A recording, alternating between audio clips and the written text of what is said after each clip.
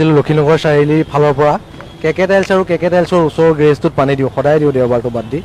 তেতিয়া মই ডিভাইডাৰটো ক্ৰছ কৰিছোঁ, কৰি পেলাই যেতিয়া কেকে টাইলছৰ ফালে আহিছোঁ, ৰাস্তাৰ ওপৰতে তেওঁলোক 3-4জন মানুহ আছিলে। মই তেওঁলোকক হৰণ মাৰিছোঁ। মোৰ গাড়ীত খালি ফাৰ্ষ্ট গিয়াৰ আছিলে আৰু 5মান পিক আপ আছিলে, 1ৰ পৰা 5ৰ ভিতৰত আছিলে ফাৰ্ষ্ট গিয়াৰত। তেতিয়া এজনৰ গাত কি হ'ল, ৰাস্তাৰ মাজত আছে হৰণ মাৰিছোঁ মই, এজনৰ গাত লাহেকৈ গ্লাছখন অকণমান লাগি গৈছে, পিছলৈ চোৱা গ্লাছখন। তেতিয়া সেই যোনজনৰ গাত লাগিছে সেইজনে কিন্তু একো কৰা নাই মোক, কিন্তু একেলগে আছিলে। কিন্তু তাৰ লগৰজনে মই ৰানিং গাড়ীতে মোক মানে ডাইৰেক্ট বুকুত ধৰিছে, বুকুত ঘুচিয়াইছে। মই ইফালে গাড়ী চলাই আছোঁ, তেতিয়া 4-5 পিক আপ আছে। তেতিয়া মই গৈ 40-50 ফুটৰ অকণমান আঁতৰত কেকে টাইলছৰ গুৰিত গাড়ীখন ৰাখিছোঁ, গাড়ীখন পাৰ্ক কৰিছোঁ। পাৰ্ক কৰি পেলাই মই গাড়ীৰ পৰা নামিছোঁ। সিহঁত আকৌ 4জনমান গৈছে, গৈ পেলাই তেতিয়া মই কি কৰিছোঁ, মোৰ গাড়ীত থকা ল'ৰা এজন আছে, ল'ৰাজনৰ মানে 20-22 বছৰ বয়স হ'ব, সৰু ল'ৰা, ভয়ো খাইছে সি। তেতিয়া মই পটককৈ এটা ভিডিঅ'টো বনাইছোঁ, এই ল'ৰাকেইটা যদি মইতো চিনি নাপাওঁ আগত, এইকেইটা যদি গুচি যায় সিহঁতকতো পিছত দিগদাৰ হ'ব ধৰিবলৈ।